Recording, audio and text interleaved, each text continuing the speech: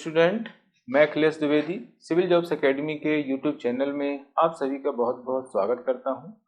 जैसा कि आप सभी जानते हैं कि एमपीपीएससी द्वारा 2024 के लिए एग्ज़ाम पैटर्न तथा सिलेबस में बहुत बड़ा बदलाव किया गया है। इस बदलाव के संबंध में मैं विस्तृत चर्चा आज करने वाला हूं।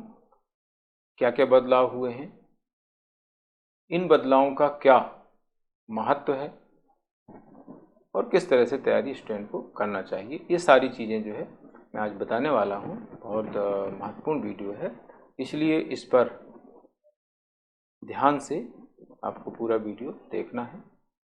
तो मैं स्टार्ट करता हूँ। किस तरह का बदलाव हुआ है? दोनों तरीके का बदलाव, पैटर्न में भी बदलाव किया है और सिलेबस में भी बदलाव उन्होंने किया है। हालांकि ये बदलाव बहुत जल्दी हो गया। जैसे आप देखेंगे कि 2014 में बदलाव किया था तो 6 एग्ज़ाम हो गई थी, 2014, 15, 16, 17, 18, 19। इसके बाद 2020 में बदलाव किया तो 2020 में जो बदलाव हुआ है उसके तहत केवल 4 ही एग्ज़ाम हो पाई, 20, 21, 22 और 23 पे होने वाली है मेंस। तो कहने का मतलब यहाँ पर है कि अपेक्षाकृत जल्दी बदलाव हुआ है और बदलाव बड़ा हुआ है। ठीक है, तो उस पर हम बात कर रहे हैं। पहले पैटर्न की हम बात कर लेते हैं कि पैटर्न में किस तरह का बदलाव आयोग द्वारा किया गया है। तो इस तरह का बदलाव आप देख सकते हैं।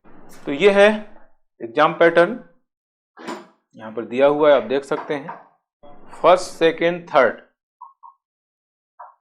पेपर में जो पूर्णांक है यानी टोटल मार्क्स हैं वो सेम ही है, उसमें कोई चेंज नहीं है। समय भी सेम है। थर्ड पेपर में भी सेम है। फोर्थ पेपर में जो है मार्क्स बढ़ा दिए गए हैं, यानी इसमें 2 पार्ट कर दिए गए हैं और 150 मार्क्स के 2 पार्ट होंगे।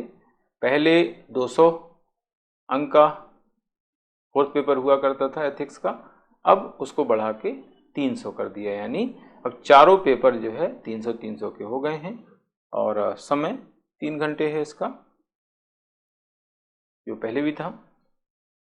हिंदी का जो पेपर है, 5वां पेपर है, वो 200 मार्क्स का पहले भी था, अभी भी है, लेकिन यहाँ पर जो बदलाव किया गया है वो उसका समय 3 घंटे से 2 घंटे कर दिया गया। ये स्टूडेंट के लिए थोड़ा सा चैलेंजिंग हो सकता है। हालांकि स्टूडेंट का ऐसा कहना है कि 3 घंटे से पहले उनका पेपर हो जाता था, लेकिन अब 2 घंटे में होगा कि नहीं होगा ये देखने की बात है।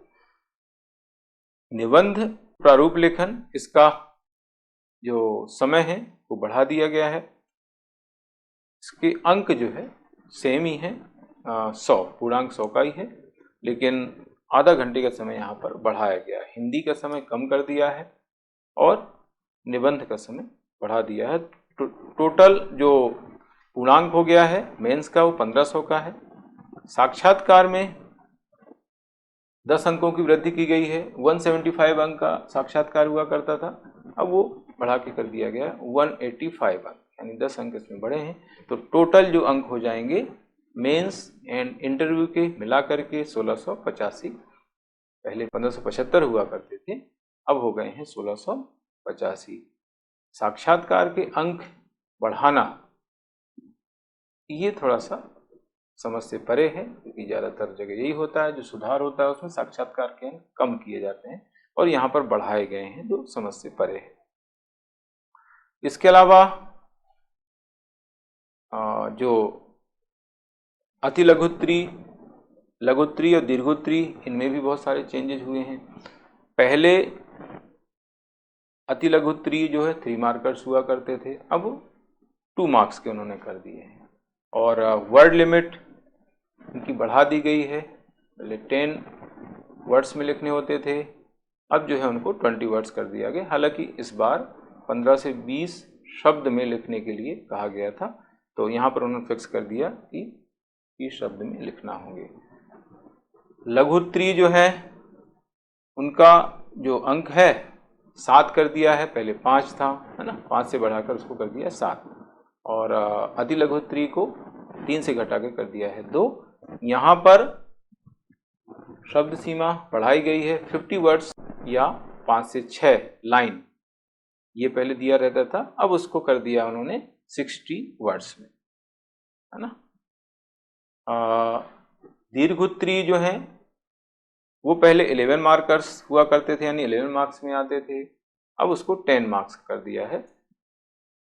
शब्द सीमा में कोई यहाँ पर बदलाव नहीं किया गया। ये 3 जो स्टार्टिंग के पेपर हैं उनकी ये इस तरह की योजना, परीक्षा की योजना बताई गई है।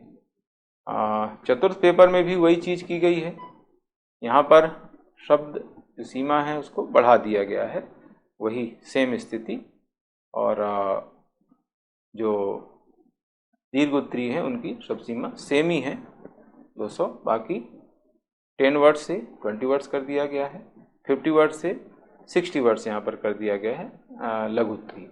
तो यहाँ पर जो है ये बदलाव किया गया है। और बाकी जैसा मैंने बताया है कि इसका समय, निबंध का समय 2.5 घंटे कर दिया गया, 2 घंटे से 2.5 घंटे कर दिया गया है।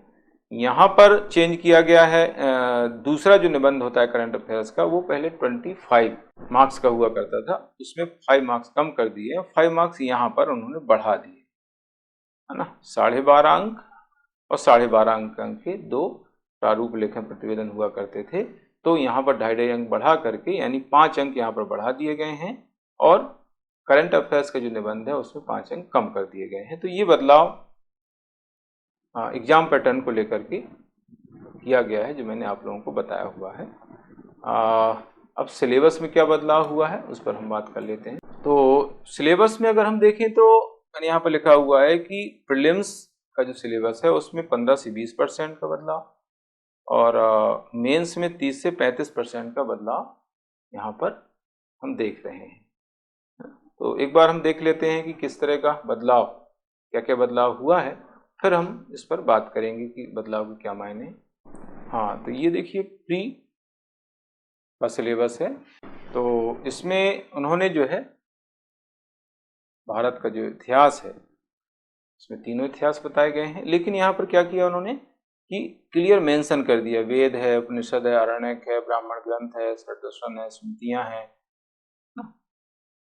ऋत है, सभा समिति है ना, तो वर्णाश्रम है, पुरुषार्थ है, ऋण संस्कार है, पंचमहा यज्ञ हैं, कर्म का सिद्धांत है, बोधिसत्व है, तीर्थंकर है, ये सारी चीज़ें जो है मेंशन कर दी हैं। पहले ऐसी मेंशन नहीं हुआ करती थी। कहने का मतलब यहाँ पर ये है कि यहाँ पर आपको ज़्यादा डिटेल पढ़ना पड़ेगा।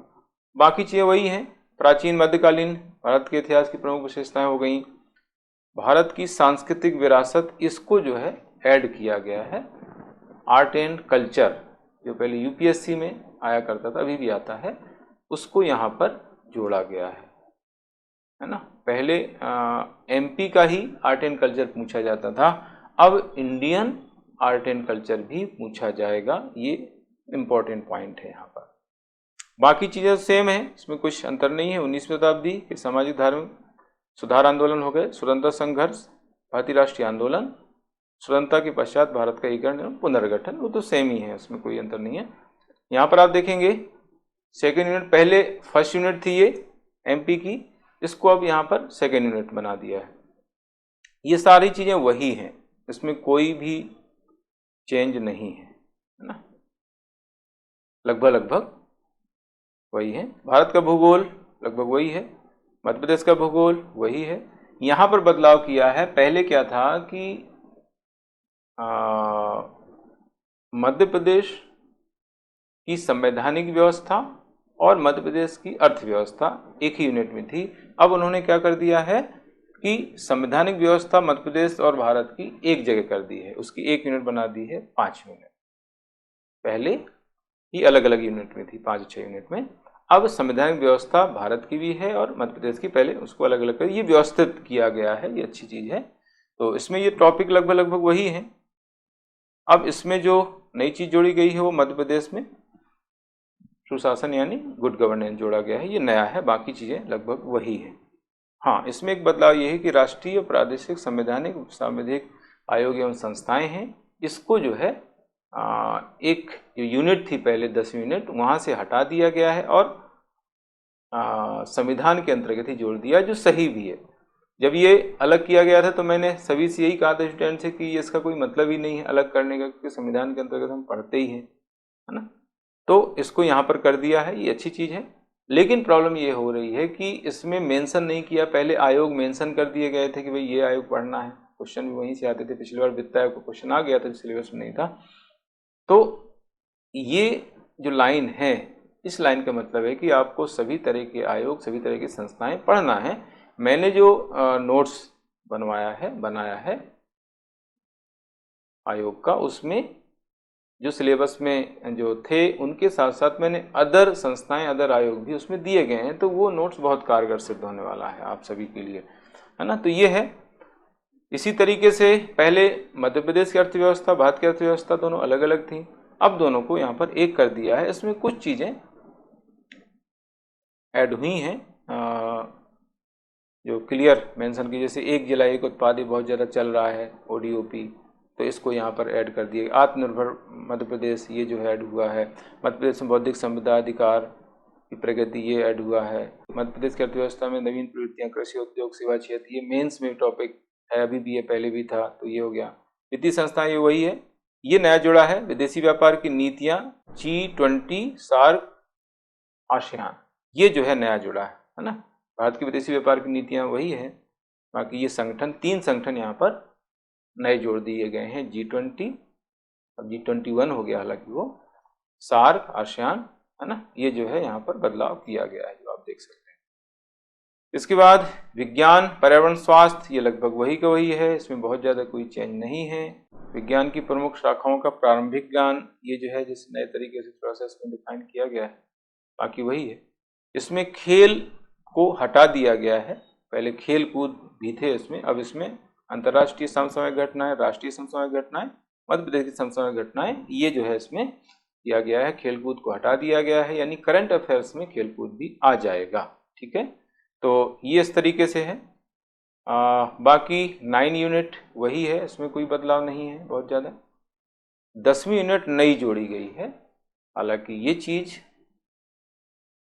पहले भी पढ़ते थे, इसमें बहुत सारी चीज़ें पहले भी पढ़ते थे, लेकिन उसमें मेंशन कर दी है, तो इसका मतलब ये हुआ कि एक पूरी यूनिट है, मतलब आपको लगभग 10 क्वेश्चन यहाँ से पूछे जाना है, जरूरी हो गया है। पहले 10 से कम आ जाते थे, है ना। बहुत सारी चीज़ें इसमें रिपीट भी हैं, जैसे जनजातियाँ, मैंने अभी आप लोगों को बताया, वहाँ पर था ये। जनजातीय व्यक्तित्व जो है ये रिपीट है। लोक साहित्य, ये रिपीट है, यदि आप देख सकते हैं। दूसरी यूनिट जो है उसमें ये चीज़ें पहले से ही मेंशन की गई हैं। ये जनजातीय व्यक्तित्व, ये रिपीट है। लोक साहित्य, ये रिपीट है।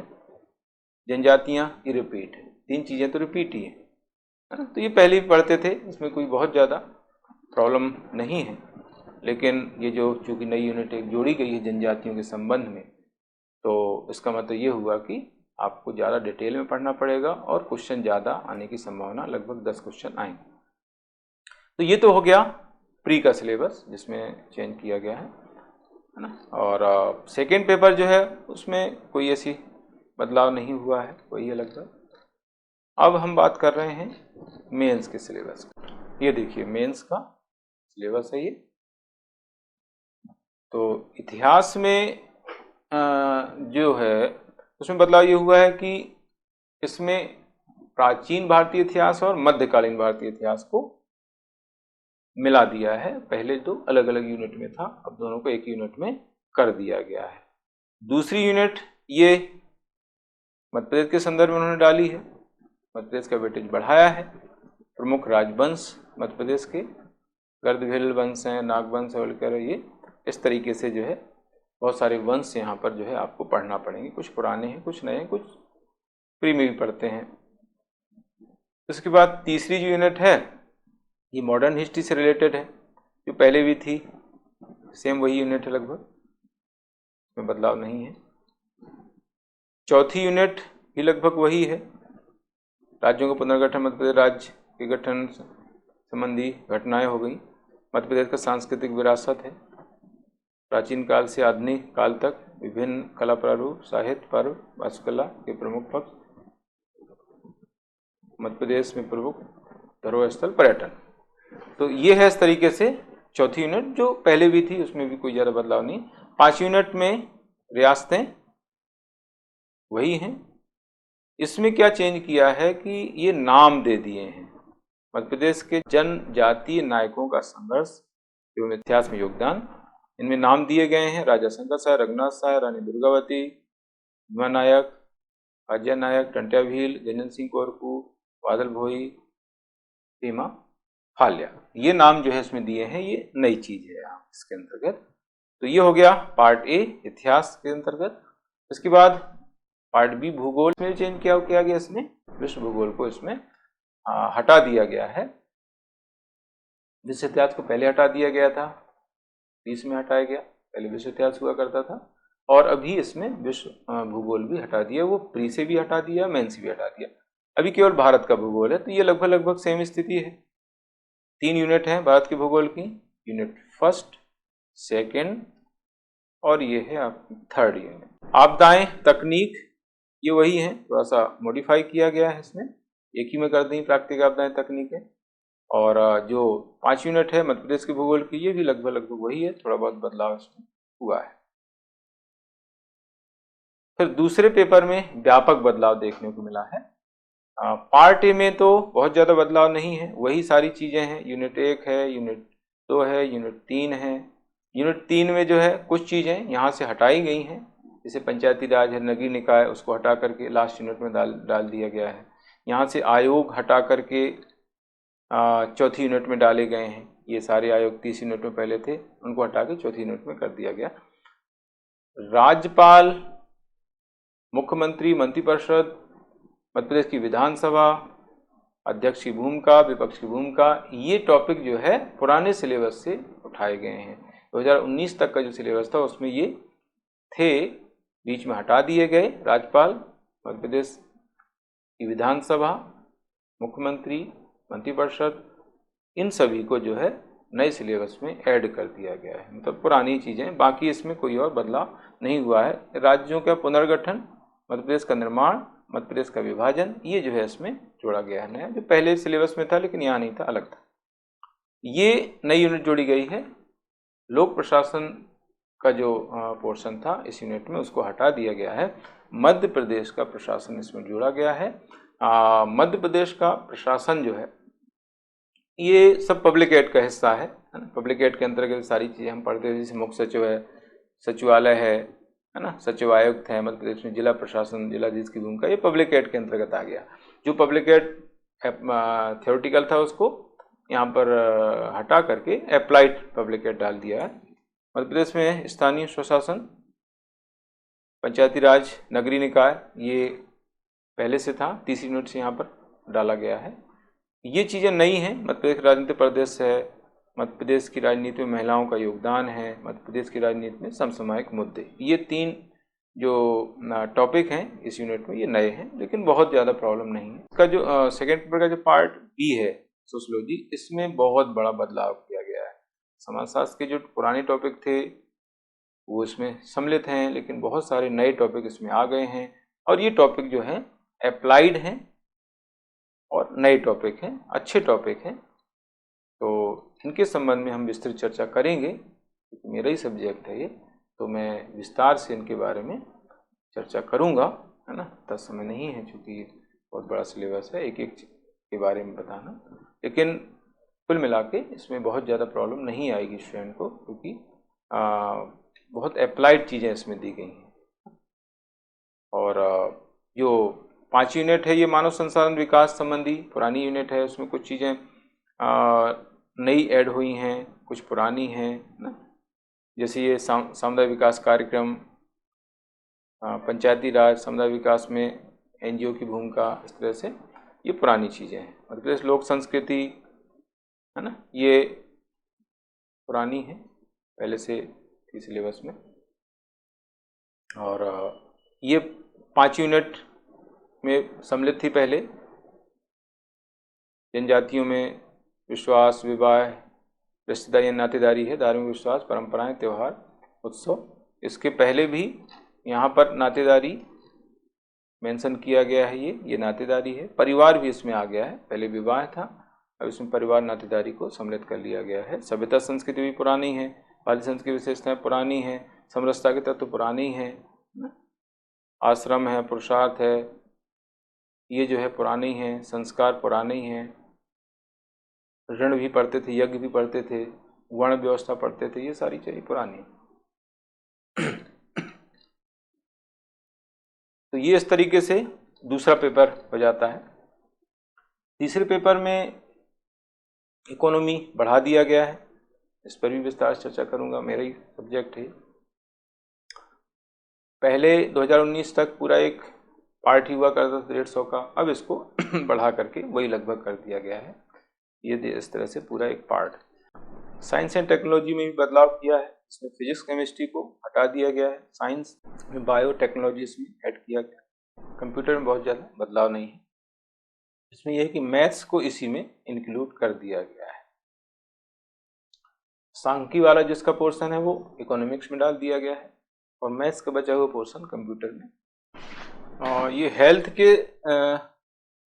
की 2 यूनिट इसमें ऐड हुई हैं। पहले भी 2 जगह हेल्थ का उल्लेख था, लेकिन वो अलग अलग पेपर में था, इसको एक पेपर में कर दिया गया है। दूसरे पेपर में और तीसरे पेपर में हेल्थ था पहले, लेकिन इसको थर्ड पेपर में यहाँ पर कर दिया है। इसमें बहुत सारे नए टॉपिक जोड़े गए हैं, 1 नेशन 1 हेल्थ सिस्टम पॉलिसी 2030 का है, योग चिकित्सा इसमें जोड़ी गई है, जल चिकित्सा है, जल चिकित्सा के चिकित्सीय प्रभाव प्रकार हैं, धूप सेवन है, अष्टांग योग है, ये बहुत सारे नए टॉपिक यहाँ पर आ गए हैं। तो इनको बहुत अच्छे तरीके से समझना पड़ेगा, पढ़ना पड़ेगा। 2 यूनिट है हेल्थ की। पर्यावरण को बढ़ा दिया गया है, पहले पर्यावरण का पोर्शन कम था, लेकिन अभी जो है इसमें बढ़ाया गया है। यहाँ से जो एनर्जी वाला टॉपिक था, यूनिट थी, उसको जो है ज्योग्राफी में भी जोड़ दिया गया है। पहला पेपर जो ज्योग्राफी का है उसी में उसको जोड़ दिया गया है, एनर्जी वाले को यहाँ से हटा दिया गया। चौथे पेपर में बहुत बड़ा बदलाव किया है, इसके 2 हिस्से कर दिए गए, 2 पार्ट कर दिए गए हैं। पार्ट ए में दर्शन शास्त्र, मनोविज्ञान, लोक प्रशासन, केस स्टडी है। इसमें कुछ जो दार्शनिक है वो बढ़ाए गए हैं, जैसे भर्तृहरि बढ़ाए गए हैं, संत रविदास हैं, देवी अहिल्या बाई होलकर हैं, इनको बढ़ाया गया है। इसमें रिपीट भी हैं कुछ, जैसे राजनीतिक विचारक में Ahilyabai Holkar, doctor B R Ambedkar, Pandit Deendayal Upadhyay, ये सेकेंड पेपर में भी है राजनीतिक विचारक में, और फोर्थ पेपर में दार्शनिक विचारकों में भी इनका उल्लेख किया गया। तो ये रिपीट है, लेकिन अलग अलग संदर्भ में इनको पढ़ना पड़ेगा। वहाँ पर राजनीतिक परिप्रेक्ष्य में, यहाँ पर दार्शनिक परिप्रेक्ष्य में, नैतिक परिप्रेक्ष्य में इनके विचार हमें पढ़ना पड़ेंगे। दोनों के विचारों में थोड़ा सा अंतर करना पड़ेगा। यहाँ पर भगवद गीता का जिक्र हो गया है, आप देख सकते हैं। राष्ट्र निर्माण, नैतिक अवधारणा इसमें आ गई हैं। लोक प्रशासन के नैतिक मूल, ये तो वही था, भ्रष्टाचार वही था, इसमें चेंज नहीं आया है। दूसरा जो पार्ट है इसका, इसमें बहुत ज़्यादा चेंज आया, जैसे उद्यमिता नया टॉपिक है, व्यवसायिक संगठन प्रबंधन ये नया टॉपिक है, प्रबंधन पूरा इसमें डाल दिया है। ये पब्लिक एड के अंतर्गत आता है, और कॉमर्स में भी इसको पढ़ते हैं। ये सारी चीज़ें आप देख सकते हैं, प्रबंध के कार्य, नियोजन, संगठन, निर्देशन, नियंत्रण, समन्वय, प्रेरणा, नेतृत्व, संचार, ये पब्लिक एड में भी है और मैनेजमेंट में भी आता है। प्रशासन प्रबंधन पहले जो टॉपिक था वो टॉपिक पूरा चेंज हो गया, इसमें नए टॉपिक आ गए हैं। लोक प्रशासन में प्रबंध के महत्वपूर्ण आयाम है, मानव संसाधन प्रबंध है, वित्तीय प्रबंध इसमें डाल दिया है, लोक कार्य क्षेत्र में तनाव प्रबंधन है। तो इस तरीके से ये पूरे टॉपिक चेंज, जो पहले के टॉपिक थे यहाँ से हटा दिए गए। व्यक्तित्व विकास यूनिट इसमें जोड़ी गई है, और लास्ट में केस स्टडी, दोनों में केस स्टडी है। तो ये इस तरीके से बदलाव फोर्थ पेपर में हमने देखा। हिंदी में अलंकार की जगह रस छंद डाल दिए गए, और एक बदलाव यहाँ पर है, संक्षेपण को हटा करके मध्य प्रदेश की प्रमुख बोलियां मालवी, नेमाड़ी, बघेली, बुंदेली डाली गई हैं। तो ये बदलाव हम यहाँ पर देख रहे हैं। इसके अलावा निबंध की जो पहला निबंध जो आता है 1000 शब्द में, उसमें टॉपिक बढ़ा दिए गए हैं। कुछ टॉपिक ऐसे हैं जो हम उधर पेपर में भी पढ़ते हैं और यहाँ पर भी दिए गए हैं, कुछ मिलते जुलते हैं टॉपिक। तो इस तरीके से ये बदलाव है यहाँ पर हम देख रहे हैं। हाँ, तो ये जो बदलाव हुए हैं इससे संबंधित महत्वपूर्ण तथ्य मैंने यहाँ पर मेंशन किए हुए हैं। जैसे नए सिलेबस में थ्योरेटिकल की जगह अप्लाइड चीजें दी गई हैं, यानी उसको अप्लाइड बनाने का प्रयास किया गया है नए सिलेबस को। नए सिलेबस में समसामयिक जो टॉपिक हैं, मुद्दे जोड़े गए हैं, जैसे नाइट कल्चर जोड़ा गया है एथिक्स के पेपर में, नक्सली समस्या ये पॉलिटी के पेपर में जोड़ा गया है, एमपी में है, और इससे इनोवेटिव बनाया गया है सिलेबस को। नए सिलेबस को व्यवस्थित किया गया है, काफ़ी व्यवस्थित कर दिया गया, बिखरा था पहले, उसको एक जगह इकट्ठा करने का प्रयास किया गया। सिलेबस में होने वाले दोहराव को दूर करने का प्रयास किया गया है, लेकिन अभी भी बहुत सारा दोहराव। मैंने जैसा बताया है कि जनजाति व्यक्तित्व को 2 जगह बताया गया है प्री के सिलेबस में। मेंस के सिलेबस में कुछ थिंकर जो है 2 जगह दिए गए हैं। पंचायती राज को 3 जगह सिलेबस में दिया गया है, पॉलिटी में भी है, सोशियोलॉजी में भी है। ज़्यादातर जो प्रश्न पत्र है उसमें एमपी का वेटेज बढ़ाया गया है, जैसे हिंदी में भी एमपी आ गई है, अब मध्य प्रदेश की बोलियां उसमें मेंशन कर दी गई हैं। नए सिलेबस में लोक प्रशासन, समाजशास्त्र तथा अर्थव्यवस्था का वेटेज बहुत ज़्यादा बढ़ गया है। इसकी जो यूनिट्स हैं उनको बढ़ा दिया गया है। इसके अलावा लोक प्रशासन में थ्योरी वाला जो पार्ट था पहले उसको हटा दिया गया है, अप्लाइड लोक प्रशासन को जोड़ा गया, यानी लोक प्रशासन है लेकिन वो जो थ्योरेटिकल लोक प्रशासन था उसको हटा दिया गया, क्योंकि उसका कोई मतलब ही नहीं। जब ये जुड़ा था तो मैंने ही बोला था कि ये जो जोड़ा गया इसका कोई मतलब नहीं है, इसको पढ़ के बच्चे करेंगे क्या, तो उन्होंने उसको हटा दिया और जो अप्लाइड पब्लिक एडमिनिस्ट्रेशन उसको जोड़ा गया है। बहुत सारा पोर्शन अभी पब्लिक एडमिनिस्ट्रेशन का है लेकिन वो अप्लाइड। सोशियोलॉजी के पुराने सिलेबस को बरकरार रखते हुए बहुत से व्यवहारिक टॉपिक इसमें आ गए हैं, जैसे साइबर अपराध है, महिलाओं के प्रति अपराध है, घरेलू हिंसा है, तो ये कुछ व्यवहारिक टॉपिक, नए टॉपिक इसमें डाल दिए गए हैं।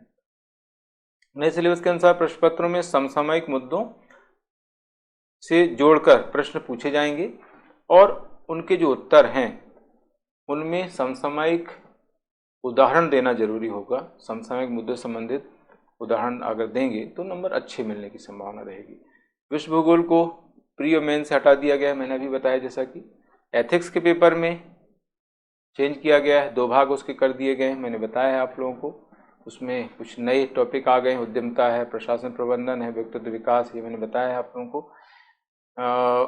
मेंस के सिलेबस से फिजिक्स केमिस्ट्री पूरी तरीके से हटा दी गई है, उसमें कुछ चीज़ें हैं उससे जुड़ी हुई जो एक ही जगह बायोलॉजी टेक्नोलॉजी के साथ सम्मिलित कर ली गई हैं। हिंदी के पेपर में अलंकार को हटा दिया गया है, अलंकार हालांकि उस समय जोड़े गए थे नए सिलेबस में, अभी इसमें हटा दिए गए। रस छंद को जोड़ दिया गया, मध्य प्रदेश की बोलियाँ भी इसमें जोड़ी गई हैं जैसा मैंने बताया। नए सिलेबस में 1 यूनिट से कितने नंबर का आएगा ऐसा कोई मेंशन क्लियर नहीं किया गया, जैसे पुराने सिलेबस में 30 नंबर का मेंशन था ना, 1 यूनिट से कितने क्वेश्चन आएंगे, कितने नंबर के आएंगे, ऐसा कुछ मेंशन नहीं किया गया। लेकिन संभावना ये है कि 30 नंबर का पूछा जाएगा। मैंने यहाँ पर देखो क्लियर किया हुआ है कि 2 मार्कर्स 3 पूछे जाएंगे, 7 मार्कर्स 2 पूछे जाएंगे और जो 10 मार्कर्स है वो 1 पूछा जाएगा। तो ऐसे मिलाकर के टोटल ये 30 नंबर का हो जाएगा, ऐसा मुझे लग रहा है कि वो जो है फॉलो किया जाएगा। लेकिन सिलेबस में ऐसा मेंशन नहीं किया गया। पहले मेंशन था कि 1 यूनिट से 3 क्वेश्चन जो है अति लघु उत्तरीय पूछे जाएंगे, 2 क्वेश्चन लघु उत्तरीय पूछे जाएंगे, 1 क्वेश्चन दीर्घ उत्तरीय पूछे जाएंगे, इस तरह से मेंशन था। लेकिन अभी मेंशन ऐसा कुछ भी नहीं, मार्क्स भी मेंशन नहीं किए गए हैं। लेकिन मुझे ऐसा लग रहा है कि जो 2 नंबर के क्वेश्चन हैं वो 3 पूछे जाएंगे, 7 नंबर के क्वेश्चन वो 2 पूछे जाएंगे और 10 नंबर का क्वेश्चन 1 पूछा जाएगा। तो ये टोटल मिला के हो जाता है 30 नंबर का। अब इस सिलेबस के मायने क्या है? नया सिलेबस जो आया है, नए सिलेबस से पुराने स्टूडेंट को नुकसान काफ़ी होने की आशंका है। इससे क्या होगा, जो सिलेक्ट हो गए हैं, कुछ ऐसे पुराने स्टूडेंट हैं जिनका सिलेक्शन नहीं हो पा रहा लंबे समय तक से, तो वो जो है तैयारी छोड़ सकते हैं। हालांकि सभी छोड़ देंगे ऐसा नहीं कह सकते, लेकिन कुछ बच्चे छोड़ सकते हैं। अब सिलेक्ट हो गए तो उनको तो लगे कि भाई छोड़ो, क्या मतलब इतना ज़्यादा सिलेबस कौन पढ़ेगा, समय नहीं है। और जो लंबे समय से तैयारी कर रहे हैं लेकिन उनका हो नहीं पा रहा है, तो हो सकता है वो भी छोड़ें। इससे नए स्टूडेंट को फ़ायदा मिलने की बहुत ज़्यादा संभावना है ना। नए सिलेबस का अच्छा कंटेंट जल्दी नहीं मिलेगा, ये चुनौतीपूर्ण है ना, इसकी चुनौती रहेगी। लोक प्रशासन, समाजशास्त्र, अर्थशास्त्र के जो टीचर हैं उनको नए सिलेबस से एडवांटेज मिलने की संभावना है। जैसे मुझे जो भी बदलाव हुआ है वो सारा बदलाव मेरे सब्जेक्ट में हुआ है, मेरी ये सब्जेक्ट हैं और मेरी बुक भी चलती हैं। अभी बहुत जल्दी ही जो है नया कंटेंट मैं देने वाला हूँ और इनकी क्लासेस भी नए सिलेबस के अनुसार स्टार्ट करने वाला हूँ, तो मुझे इसका ज़्यादा फ़ायदा होगा, मुझे ऐसा लग रहा है। एक चीज़ और इस इम्पॉर्टेंट है कि पुराने स्टूडेंट को नुकसान होगा ये मैंने बोला है, लेकिन अगर जो स्टूडेंट ठान लेगा कि नहीं मुझे करना ही है जो भी हो, तो उसके लिए मुश्किल नहीं है, क्योंकि 60% लगभग सिलेबस उसका पढ़ा हुआ है, 40% उसको पढ़ना है और उसके पास अनुभव है, एग्जाम लिखने का अनुभव तो है, तो उसको मेरे ख्याल से निराश नहीं होना चाहिए, डिमोटिवेट नहीं होना चाहिए, उसको तैयारी करना चाहिए। नए स्टूडेंट से तो आगे रहेगा, नया स्टूडेंट जो है 0 से स्टार्ट करेगा, लेकिन जो पुराना स्टूडेंट है जो मेंस दे चुका है पहले, लगातार दे रहा है, इंटरव्यू दे रहा है, तो वो 61 से स्टार्ट करेगा, ये फ़र्क है। नया स्टूडेंट 0 से स्टार्ट करेगा, पुराने स्टूडेंट 61 से स्टार्ट करेगा, तो कहीं ना कहीं जो है पुराने स्टूडेंट आगे ही रहेगा नए स्टूडेंट से। तो मैं समझता हूँ कि पुराने स्टूडेंट को भी निराश होने की ज़रूरत नहीं है, उनको भी जो है तैयारी करना चाहिए। जो भी नया सिलेबस है वो कवर हो जाएगा, कोई घबराने की ज़रूरत नहीं है, मिल जाएगा, बहुत आसानी से मिल जाना है ये जो सिलेबस है ना। तो आप लगे रहें और तैयारी करें, मेरा मार्गदर्शन हमेशा रहेगा। मैं अभी नई क्लासेस स्टार्ट करने वाला हूँ और मैटर मैं प्रोवाइड कराने वाला हूँ, बहुत अच्छा मैटर प्रोवाइड कराऊंगा। जैसे मैंने पब्लिक एडमिनिस्ट्रेशन सोशियोलॉजी का मैटर प्रोवाइड कराया था और पॉलिटी का है, इकोनॉमी का, मेरी जो 4 बुक हैं मार्केट में चलती हैं, उसी तरह का कंटेंट जो है आगे नए सिलेबस के अकॉर्डिंग मैं जल्दी प्रोवाइड कराऊंगा और क्लासेस पे स्टार्ट करूंगा। तो आप तैयारी करते रहें, सफल हों, आपका दिन शुभ हो, बहुत बहुत शुभकामनाएं। थैंक यू, गुड लक, जय हिंद।